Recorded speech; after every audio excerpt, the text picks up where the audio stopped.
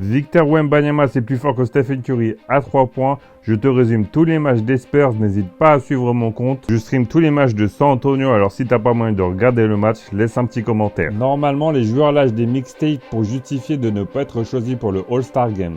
C'est tout le contraire de Wemby, il a été élu pour être titulaire mais il a pas l'air du tout content. Il envoie 13 points en 5 minutes mais surtout 3 paniers à 3 points. Et cela permet à son équipe d'être devant à la fin du premier quart-temps. Mais tous mes respects à Keyonte George qui fait un match incroyable. Normal pour le favori pour le MIP. Quand je vous dis que Wemby est énervé, ce ne sont pas des blagues. Il envoie 2 paniers à 3 points supplémentaires. Cette fois-ci bien aidé par De'Aaron Fox qui vole des ballons comme les Marocains volent des serviettes. Il est lui aussi dans la lignée de son dernier match. Sauf que cette fois-ci dans le deuxième quart-temps, Utah est plus fort collectivement. Le match se rééquilibre. Ace Bailey et Nurkic apportent toute leur adresse afin de revenir. Les Spurs vont commencer à défendre et la situation va s'inverser au retour des vestiaires. Stephen Castle se réveille enfin. 11 points pour lui dans le troisième quart-temps. Harrison Barnes est lui aussi très important.